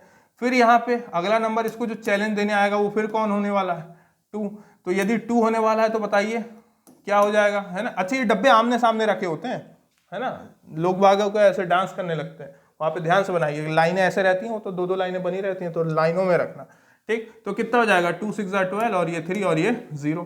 फिर से इसको कौन चैलेंज देने आने वाला है भैया, 2 चैलेंज देने आने वाला है कि भैया मैं तेरे को डिवाइड कर दूंगा, तो ठीक है भैया, ये बोल रहा है डिवाइड कर दे, कितना हो जाएगा 2 3 जा 6 और ये 2 1 जा 2 और ये कितना हो जाएगा 2 5 जा 10, है ना। इस तरीके से अगला नंबर इसको जो आने वाला है वो कौन है 3 है भैया। 3 जैसे ही डिवाइड करेगा वो क्या बोलेगा कि भैया ये हो जाएगा इस तरीके से। लोग 15 लिख देते हैं, है ना, आप लोगों ने ऐसा क्वेश्चन किया होगा पूरे साल भर में, है ना। कई ऐसे एचसीएफ एलसीएम है जिनमें बीच में 0 नहीं लगाते, डिवाइड करके देख लेना 105 में 15 बार में नहीं जाएगा। अच्छा फिर से बताइए, ये 3 से भाग जाएगा तो 3 से भाग जाते ही है ना, मैं थोड़ा जानबूझ के छोटा कर रहा हूँ क्योंकि नंबर लग रहा है। चलो कितना हो जाएगा, ये 3 3 जा 9 और ये 3 5 जा 15। अगला नंबर इसको जो आ रहा है टक्कर देने, ऑब्वियस सी बात है वो 5 होगा, और 5 इसको तोड़ के रख देगा किसमें, 7 में। तो ये आपने बना दिया ट्री मेथड। लोग वाक सीधे भी बनाते हैं, है ना, सीधे भी बनाया जा सकता है, ऐसे भी बनाया जा सकता है। इस भैया को कहा जाता है फैक्टर ट्री, है ना, फैक्टर ट्री ऑफ 2520, ये फैक्टर ट्री है। ठीक, तो ये आपने देख लिया, यानी कि हम 2520 को किस तरीके से लिख सकते हैं भाई साहब, 2 की पावर 3, ठीक, इंटू 3 की पावर 2 और इंटू में कितना भाई साहब 5 इंटू 7। ये इस नंबर के सारे product of power of prime numbers लिखे हुए हैं, विच इज यूनिक। ठीक, ये आगे आपके आगे। चलिए अगला क्वेश्चन करते हैं। ये मैंने बोला था ना ट्री ऐसे भी बना सकते हैं। चलिए नंबर पी क्यू, तो जब आप ऊपर से नीचे आते हैं तो डिवाइड मारते हैं, तो जब नीचे से ऊपर जाना होता है तो मल्टीप्लाई मार देंगे भैया। तो 17 2 जा कितना हो जाएगा, ये बोलेगा भैया 34। नहीं आई बात समझ में, ये ऐसे मल्टीप्लाई कर दो, 17 इंटू 2 बोले 34, फिर 34 इंटू 2 कर दो तो ये कितना हो जाएगा भाई साहब, ये बोलेगा 68, इस तरीके से। फिर 68 बोले वो मेरे को 2 से मल्टीप्लाई कर दो, तो जैसे ही 2 से मल्टीप्लाई करोगे, है ना, यानी कि डबल कर दो, तो कितना हो जाएगा 8 8 16 और एक आपकी हासिल आई इधर, तो ये 136। इस तरीके से आपका ये ट्री मेथड उल्टा, है ना, रिवर्स ऑर्डर में जाएगा, है ना, कोई दिक्कत तो नहीं। तो ये ऐसे, तो ये जो अपन ने पीछे बनाया ना, ये ऐसे गए तो डिवाइड मारे, और जब ऐसे आएंगे ना 7 5 जा 35, 35 3 जा 105, 105 3 जा 315, ऐसे उल्टा आना है। ठीक, ये छोटी छोटी बातें मैं सिर्फ याद करा रहा हूँ, वरना क्रैश कोर्स किस काम का। और बहुत इंपॉर्टेंट सवाल आपके सामने, find the HCF and LCM of the given fraction. Normal numbers का तो हम निकाल लेते हैं एचसीएफ एलसीएम, फ्रैक्शंस का कैसे निकालें, तो देखिए इसको भी सॉल्व कर लेंगे बहुत आसानी से अपन सभी। कैसे भैया, ये लिखा हमने सॉल्यूशन। ठीक, तो बताइएगा जब मुझे निकालना होगा किसका, एचसीएफ ऑफ किसी भी फ्रैक्शन का, तो आप लोगों ने वो फॉर्मूला सीखा हुआ है। क्या सीखा है कि भाई साहब ऐसे समय पे आप एचसीएफ ऑफ क्या निकाल दो, न्यूमरेटर्स, है ना, उन नंबर्स का, और नीचे क्या निकाल दो, एलसीएम ऑफ डिनोमिनेटर्स, है ना। याद आ रहा होगा, नहीं आ रहा होगा तो आज याद आ गया होगा, इस बात का ध्यान रखना। तो अब बताना, यानी कि मुझे जब निकालना है तो एचसीएफ ऑफ, बोलिए वो नंबर बोलिए, एचसीएफ ऑफ मुझे कौन कौन से नंबर दिए हुए हैं भाई साहब, लाइन बार से लिख दें, लाइन से लिख देते हैं। एक तो मुझे 2 दिया हुआ है, एक मुझे 8, एक मुझे 10 और एक मुझे 16, इस तरीके से दिया हुआ है। अच्छा, नीचे वाले नंबरों का एलसीएम लेना है, तो एलसीएम ले लेते हैं भैया। एलसीएम बोलिए कौन कौन दिया हुआ है, एक तो 3 दिया हुआ है, एक 9, एक 27 और एक 81, है ना, जमा दिया अपन ने इंक्रीजिंग ऑर्डर में, ताकि एचसीएफ एलसीएम निकालने में थोड़ी आसानी हो। कैसे आसानी होगी जरा देखना भैया, इसको जब आप कैलकुलेट करोगे, इसको कैलकुलेट जब करोगे तो एचसीएफ यानी कॉमन, एचसीएफ यानी कॉमन, और एचसीएफ यानी कॉमन यानी कि इन सब में 2 आता है, कहीं ना कहीं सब में 2 आता है। ठीक, इसमें 5 आता है, लेकिन हमें सिर्फ कॉमन चाहिए क्योंकि बाकी में 5 नहीं आता, तो कॉमन नंबर तो 2 है। अच्छा, और एचसीएफ में लीस्ट पावर ली जाती है, तो सबसे पावर यहाँ पे 2 की पावर 4 आ रहा होगा, यहाँ पे 2 की पावर 1 आ रहा होगा, यहाँ पे 2 की पावर कितना भैया 3, और यहाँ पे 2 की पावर 1, यानी कि 2 की पावर 1 आपके पास एक सबसे छोटा नंबर है। सही बात है, तो ये आपका क्या आ गया, एचसीएफ आ गया, कॉमन नंबर। नीचे वाले का एलसीएम निकालना है। अब एलसीएम निकालना है तो एलसीएम में आप जानते हैं सारे फैक्टर लेने होते हैं, तो सारे फैक्टर लेने हैं और उनकी सबसे हाईएस्ट पावर, तो फैक्टर तो सब में एक ही है, वो 3 है। फैक्टर सब में क्या है, एक ही है, वो कौन है, 3 है। ठीक, लेकिन हाईएस्ट पावर लेनी है तो ये 3 की पावर 1 है, 3 की पावर 2, 3 की पावर 3 और 3 की पावर 4 है भाई साहब। इस तरीके से काम करेगा, बहुत कायदे से करना है, कायदे से करोगे तो ही काम बनेगा। यदि ऐसा है तो हमारे पास आ जाएगा 2 बाय कितना, 3 की पावर 4 यानी 81, 2 बाय 81 हमारा आंसर होगा। यदि मुझे इन सभी फ्रैक्शंस का, वो जो चारों फ्रैक्शन है, इनका क्या निकालना है, एलसीएम ऑफ फ्रैक्शंस, तो एलसीएम ऑफ फ्रैक्शंस का निकालने का तरीका होता है कि आप एलसीएम ऑफ क्या ले लीजिए, न्यूमरेटर्स, है ना, एलसीएम ऑफ न्यूमरेटर्स, और एचसीएफ ऑफ क्या निकाल दीजिए, डिनोमिनेटर्स। है ना, HCF ऑफ डिनोमिनेटर्स निकाल दीजिए। तो बताइएगा भैया, यानी कि मुझे एलसीएम ऑफ किसका, ये 2, 8, 10 और 16। अब सुनिएगा, एलसीएम में सारे फैक्टर लेते हैं, तो सारे फैक्टर लेते हैं तो आप खुद ही बताइएगा, खुद ही सोचिएगा। एक तो सब में 2 छुपा हुआ है, एक इसमें 5 और छुपा हुआ है ना, तो एक 2 मिल गया और एक कौन मिल गया, 5। और एलसीएम है यानी कि सबसे हाईएस्ट पावर, तो 2 की हाईएस्ट पावर 4 है, 2 की हाईएस्ट पावर 4 है और बाकी कुछ नहीं, और 5 की पावर मैक्सिमम कितनी है, 1। ये आ गया हमारा एलसीएम, खत्म एक ही बार में। तो ये कितना हो जाएगा भैया, 2 की पावर 4 यानी 16 इंटू 5, और 16 5 जो कितना हो जाएगा 80, है ना, ये हमारा कितना हो गया, 80 हो गया भाई साहब। अच्छा नीचे वाला नंबर, नीचे वाला भी ले ही लें भैया। HCF ऑफ किसका लेना है, 3, 9, 27 और 81। ठीक, तो HCF पे बात करते हैं। HCF यानी जो कॉमन है, तो सब में 3 ही आ रहा है और कोई कॉमन नहीं है, तो सब में 3 आ रहा है भैया। और HCF यानी सबसे छोटा लीस्ट पावर लेना है, तो ये तो 3 की पावर 4, 3 की पावर 3, 3 की पावर 2, 3 की पावर 1, तो 3 की पावर 1 हमारा क्या आ गया है, HCF आ गया है। तो इनके नीचे क्या चल रहे हैं भैया, 3 की पावर 1 यानी कि 3, तो 80/3 इन सभी फ्रैक्शंस का एलसीएम आया है, और 2/81 इन सभी फ्रैक्शंस का HCF आया है। क्या बात आपको समझ में आ गई है ना, ये रहे नंबर्स। इस तरीके के क्वेश्चंस भी आपको करने आने चाहिए। चलिए आगे बढ़ते हैं। हाँ भैया, अगला क्वेश्चन आपके सामने आपकी स्क्रीन पर ये रहा। ठीक, देखिए क्या बोल रहे हैं भैया ये लोग कि LCM of 2 number is 9 times there HCF। ऐसे वर्ड्स प्रॉब्लम में ना, जिसके बारे में जिससे कंपेयर किया गया, उन्होंने क्या किया, एलसीएम को किससे कंपेयर किया, HCF से। तो जिससे कंपेयर किया है वही हमारे लिए x है। तो मैं बोलता हूं कि let the HCF of numbers, है ना, HCF of numbers be x। सही बात है, तो वो HCF क्या हो गया हमारे पास, x। और क्या बोल रहा है, एलसीएम उन दोनों नंबरों का क्या HCF के 9 टाइम्स है, यानी कि देन द, है ना, ऐसे लिख दूं, LCM of number will be HCF के 9 गुना यानी कि 9x लिख दूं। अरे HCF के 9 गुना यानी कि 9x लिख दें। अब क्या बोल रहे हैं, the sum of LCM and HCF, यानी कि भैया एलसीएम का सम और HCF का सम ससुरे दे रहे हैं, कितना आ रहा है, 500 आ रहा है। अच्छा एलसीएम हमारे पास कितना है, 9x है, HCF हमारे पास कितना है, x बराबर कितना, 500। ये हो जाएगा 10x बराबर कितना भाई साहब, 500। तो x बराबर कितना आ गया, 50 आ गया हमारे पास। और ये x क्या था, HCF, और सामने वाली सरकार पूछ क्या रही थी, find the HCF of 2 numbers. तो भैया ये आ गया HCF ऑफ नंबर्स इज कितना भाई साहब, 50, है ना, HCF ऑफ नंबर इज 50, हमारा आंसर था। कितना आसान सा क्वेश्चन था, खटाक से सॉल्व हो गया, है ना। चलिए अगला करें। अगला क्वेश्चन आपके सामने ये रहा, if a is an odd number, है ना, a ऑड नंबर है, तो लगे हाथ सॉल्व भी करते जाएं। ठीक, b is not divisible by 3, तो पहले तो इसको समझ लो, a is an odd number. तो मेरे ख्याल से सबको पता है ऑड नंबर कौन से होते हैं, 1, 3, 5, 7, है ना, यही होते हैं मेरे ख्याल से।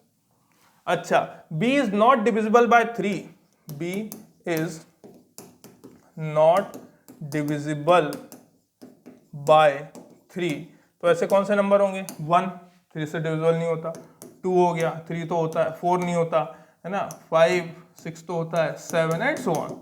इस तरीके से ये वो नंबर है जो कि 3 से डिवाइड नहीं हो सकते। LCM of a and b is p, और सरकार ने देखे रखा है गिवन कि एलसीएम ऑफ a और b क्या है, p है ना, a ऐसा है और b ऐसा है, ये a की शक्ल है ना, और ये b की शक्ल है। ये शक्ल किसकी है, a की है, और ये शक्ल किसकी है, b की है। शक्ल पे ध्यान रखिएगा, ठीक। और a और b का जब एलसीएम लेते हैं तो शक्ल कैसी हो जाती है, p जैसी हो जाती है। अच्छा अब what is the LCM of 3 and 3b, तो पहले तो 3a निकाल लेते हैं। ठीक, तो फैक्टर्स ऑफ 3a यानी कि 3 का मल्टीप्लाई इनसे हो रहा होगा, 1 3 5 7 एंड सो ऑन, यही होगी 3a की शक्ल ऐसी होगी। उसी तरीके से भैया, है ना, सिमिलरली यदि देखा जाए तो फैक्टर्स ऑफ कितना 2b है कि 3b है, मेरे ख्याल से इस क्वेश्चन में थोड़ा सा तो मिसप्रिंट है ना, ये 2b होना चाहिए, इसको आप 2 कर लेना, है ना, ये 2b कर लीजिएगा, ठीक है। तो 2b कितना हो जाएगा भैया, 2 मल्टीप्लाई बाय b, बताइए b हमारे पास इस तरीके की शक्ल वाला है भाई, 1 2 और ये जो भी है ना, 4 5 7 एंड सो ऑन, ये दिखाई दिया आपको। अब वो हमसे क्या बोल रहा है भैया, एलसीएम बता दीजिए, एलसीएम ऑफ किसका, 3a का और 2b का, ठीक, एलसीएम बताना है इनका और इनका। तो हम लिखने वाले हैं भाई साहब 3 into 2 into LCM of A B, इस तरीके से निकाला जाएगा, ठीक। जहां पे 3 2 जा तो 6 हो चुका है, और एलसीएम ऑफ ए बी हमें दिया हुआ है सरकार ने कितना, p, तो हमारे पास फाइनल आंसर कितना आएगा, 6p, ठीक। और ये है भी स्वाभाविक बात है, कैसे बताते हैं, कईयों के दिमाग के फ्यूज उड़ जाते हैं कभी कभी, लेकिन वो लोग एक बात पे गौर करना भूल जाते हैं। मान लो कल को मैंने बोला ये नंबर ले रहे हैं ना, एक 5 ले रहे हैं अपन और एक 2 ले रहे हैं, सुनना, मैंने आपको बोला यहाँ पे एक छोटा सा एग्जांपल पे बात कर रहे हैं अपन, ठीक। कैसा एग्जांपल, कि आप पहले 3 का मल्टीप्लाई करिए 5 से, ठीक, 3 का मल्टीप्लाई आप 5 से करेंगे तो 3 5 से आपको कितना मिल जाएगा, 15 मिल जाएगा, ठीक। उसी तरीके से आप 2 का मल्टीप्लाई 2 से करिए, तो ये 2 का मल्टीप्लाई आप 2 से करेंगे, आपको कितना मिल जाएगा साहब, 4 मिल जाएगा। यदि ऐसा मिल जाएगा तो अब इन दोनों का एलसीएम निकालते हैं, ठीक, किनका, 15 का और 4 का। देखिए तो 15 और 4 का हमने क्या निकाल दिया, एलसीएम निकाल दिया। कैसे निकालेंगे, तो आपको पता है कि सर 15 के फैक्टर ये रहे, 4 के फैक्टर ये रहे, सामने लिखे हुए हैं, ठीक। तो इन दोनों का एलसीएम निकालने के लिए आपको सभी फैक्टर लिखने पड़ेंगे। तो आप सभी फैक्टर क्या क्या लिखेंगे, आप सभी फैक्टर, एक तो आपको 2 दिख रहा होगा, आपको एक 3 दिख रहा होगा, और एक आपको कौन दिख रहा होगा, 5 दिख रहा होगा, ठीक। तो यहाँ पे आपको 6 के दर्शन हो गए होंगे, ठीक। इसीलिए उन्होंने बोला कि इस तरीके के जो भी नंबर होंगे जिनमें ऊपर वाले नंबर में 3 का गुणा हो रहा है और नीचे वाले नंबर में 2 का गुणा हो रहा है, तो उनके फैक्टर में 6 तो अवश्य आएगा, तो उनके फैक्टर में 6 अवश्य आएगा। अरे बात समझ में आई कि नहीं, तो वही आ गया, देखिए 6 आ गया और इंटू में कितना चल रहा है 5, तो 6 5 जा 30, इस तरीके से काम करना है। अच्छा अगला एक छोटा अलग तरीके का एग्जांपल मैं अब आपको बोल रहा हूं, इस बार 2 और 5 का एलसीएम बताइए, है ना, 2 है ना और 5, 2 और 5 का एलसीएम कितना होगा आप बताइए। तो आप लोग बोलेंगे कि सर एलसीएम ऑफ 2 और 5, तो 2 5 का डायरेक्ट कितना हो जाएगा 10, 2 5 का क्या हो जाएगा 10, और क्योंकि वो 5 इससे मल्टीप्लाई हो रहा है, 2 इससे मल्टीप्लाई हो रहा है, इन दोनों का साथ में एलसीएम निकालना है, यानी कि इसमें जैसे ही 3 का गुणा होगा और इसमें जैसे ही 2 का गुणा हो जाएगा, ये नंबर बदल जाएगा, नंबर बदलेगा तो इसमें कितने का गुणा हो जाएगा, 6 का गुणा हो जाएगा, ये ऐसा बात कर रहा है, ठीक। तो आप 2 तरीकों से समझ सकते हैं, है ना, थोड़ा प्रैक्टिस करेंगे, थोड़ा दिमाग में लाएंगे तो आपको समझ में आएगा कि कैसे ये हो रहा है, कि यानी कि इस नंबर में 3 का मल्टीप्लाई हुआ, इस नंबर में 2 का गुणा हुआ, तो इनके एलसीएम में, ये 2 और 5 के एलसीएम में कितने का गुणा हो जाएगा, 6 का। उसी तरीके से ये वाले कोई भी नंबर उठा लो, ये वाले कोई भी नंबर उठा लो, उन सबका एलसीएम कितना है p, लेकिन जिस दिन ये वाले नंबर 3 से मल्टीप्लाई होंगे और ये वाले नंबर 2 से मल्टीप्लाई होंगे, तो इन दोनों के नंबरों के एलसीएम में कितने का मल्टीप्लाई हो जाएगा, 6 का मल्टीप्लाई हो जाएगा। ये क्वेश्चन इस तरीके की बात आपके सामने रखता है, ठीक। आशा है आपको समझ में आई होगी, बहुत मस्त क्वेश्चन है, दमदार क्वेश्चन है। चलिए अगला करते हैं।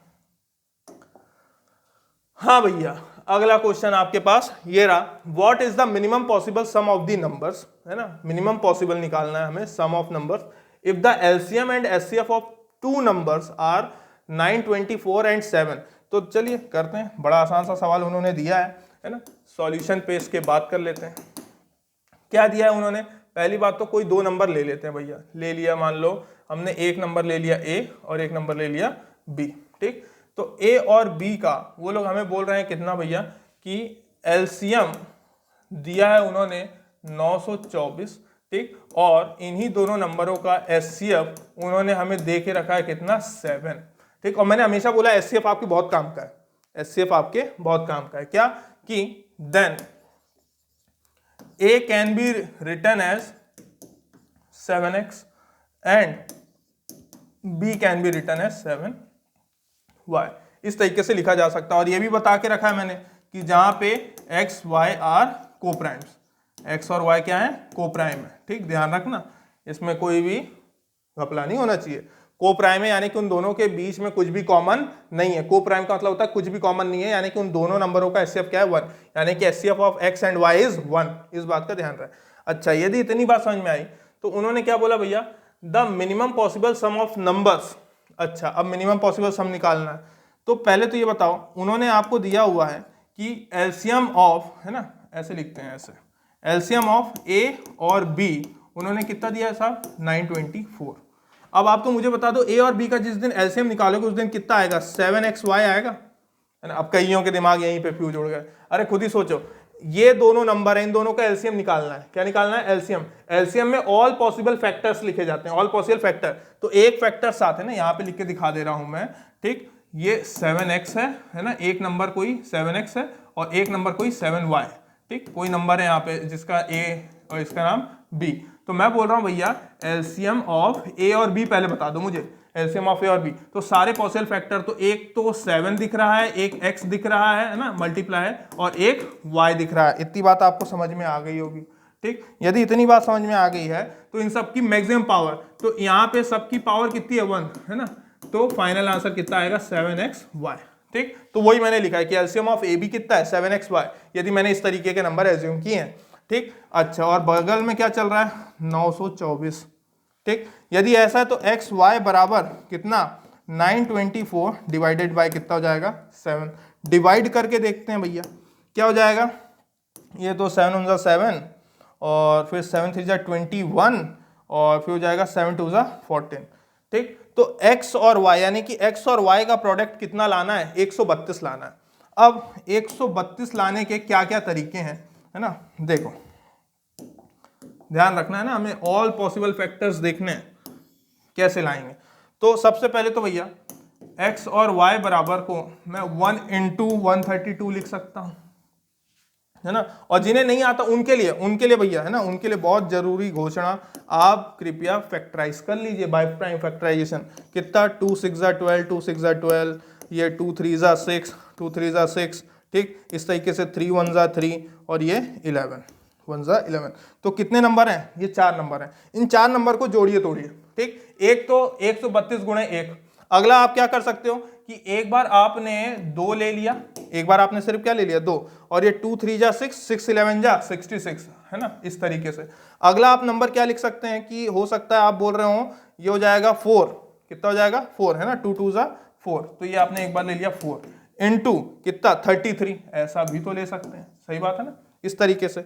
अच्छा, एक आप नंबर ले सकते हैं भैया, कितना ले लें 11 × 2 = 22, एक आप 22 ले सकते हैं, ठीक। और 3 × 2 = कितना हो जाएगा 6, ऐसा भी तो लिया जा सकता है, ठीक। और एक और नंबर ले लें यदि अपन, तो ये ले सकते हैं 2 × 2 = 4, 3 × 12, एक अपन ने क्या ले लिया 12 इंटू में ले लिया कितना 11, ऐसा भी सोचा जा सकता है। और क्या ले सकते हैं भाई साहब 6 × 22 आपने ले लिया, है ना, और है ना, इस तरीके से। अब देखो इसी पे काम करते हैं, है ना, मेरे ख्याल से, और कोई बच जाए तो एक दो और लिख लेना।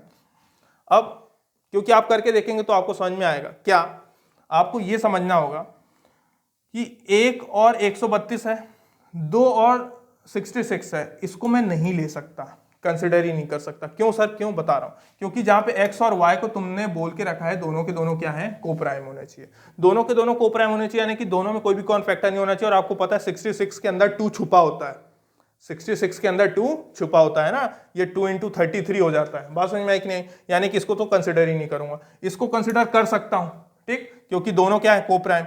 अगेन इसको कंसिडर कर सकता हूं, इसको कंसिडर नहीं कर सकता हूं, इसको कंसिडर कर सकता हूं। अरे बात समझ में आई कि नहीं, इस तरीके से आपको सोचना है। अब इसमें भी आपको यह देखना है कि what is the minimum possible sum of the numbers. तो यही मेरे नंबर्स हैं, इनका मिनिमम सम क्या होगा। अब मिनिमम सम निकालने के लिए क्या करें भैया, देखिए मिनिमम सम निकालने का मतलब ये है, आपको x एक बार क्या मिल गया है, ये सारे x हैं और ये सारे आपके क्या हैं y। लेकिन आपको ये पता होना चाहिए कि x के साथ भी 7 मल्टीप्लाई हो रहा है, y के साथ भी क्या हो रहा है 7, तभी तो आपको दोनों नंबर मिलेंगे। तो इन सब में 7 का मल्टीप्लाई करो, जैसे इसमें 7 का मल्टीप्लाई करोगे तो ये 7 हो जाएगा, प्लस इसमें 7 का मल्टीप्लाई करोगे तो कितना हो जाएगा 7 × 2 = 14 और 7 × 3 = 21, तो ये 22 और 7 × 7 ये हो जाएगा 924, ठीक है ना, इन दोनों को जोड़ा मान लो, बाद में जोड़ेंगे। यहां पे मल्टीप्लाई करते हैं, 7 4 जा कितना 28, ठीक, और इसमें मल्टीप्लाई करोगे तो 7 3 जा 21 और फिर से 21 है ना, और 21 + 2 कितना हो जाएगा 23, ऐसा कुछ है ना। इस तरीके से इन दोनों को जोड़ लीजिए।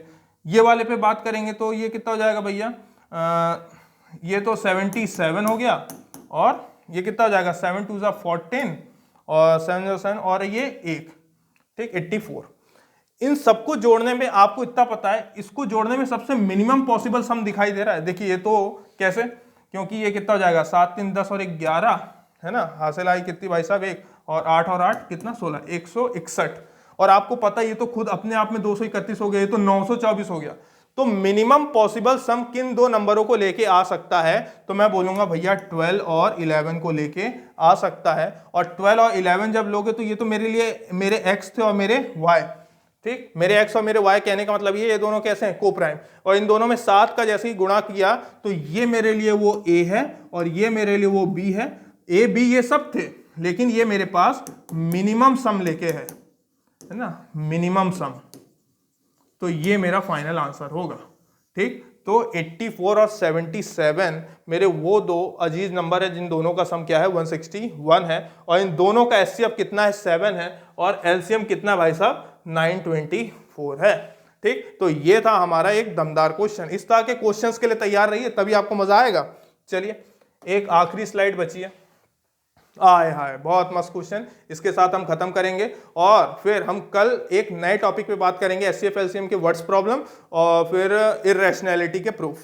देखिए if A B C are 3 rational numbers है ना, 3 रैशनल नंबर्स हैं साहब, ठीक। तो उन्होंने दे दिया हमें 3 रैशनल नंबर्स, 3 रैशनल नंबर्स हैं सच दैट क्या कि 85C माइनस 340A है ना इज इक्वल टू कितना दिया हुआ है 109, और ये कितना दिया हुआ है 425A प्लस 85B बराबर में कितना 146।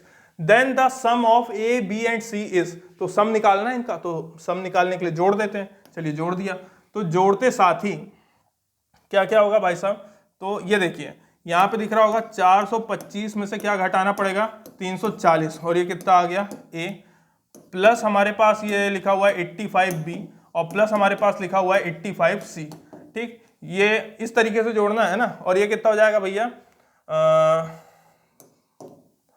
15 और ये इधर चला जाएगा कितना 5 और 2 255 है ना, कुछ इस तरीके का।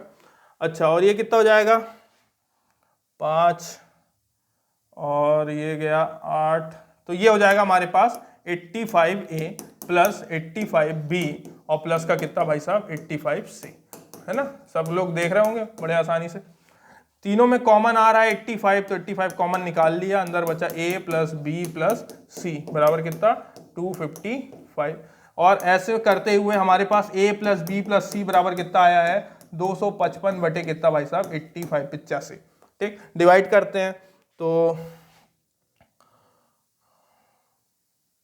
5 3 जा 15 ना, मेरे ख्याल से 85 3 जा करके देखें 3 5 जा 15 और 8 से 24 25 आ रहा है भाई साहब है ना। तो 85 बार में है ना, ये 3 बार में चला जाएगा, तो A plus B plus C बराबर कितना आ रहा है 3। और उन्होंने क्या बोला कि if A and B C are 3 rational number, तीनों रैशनल नंबर है सच दैट ये ऐसा था ये ऐसा था, then the sum of A B C, तो ये सम ही लिखा हुआ है, sum of A B C is divisible by, तो A B C कितना आया 3, तो hence it is only divisible by 3, तो एक ही नंबर से डिविजिबल हो सकता है, डिविजिबल बाय 3, क्योंकि here 3 is a prime number है ना। ये एक ऐसा नंबर है जो कि 1 से डिवाइड होगा या तो 3 से, यानी कि इसकी डिविजिबिलिटी में सिर्फ कौन आया 3 आए, इन तीनों के सम में 3। तो आशा है आप सभी को ये वीडियो अच्छा लगा होगा, ठीक। इसी के साथ मैं एंड करने जा रहा हूं, अगले वीडियो के लिए इंतजार करिए, कल तुरंत ये वीडियो डलेगा, ठीक। चलिए मिलते हैं नेक्स्ट क्लास में।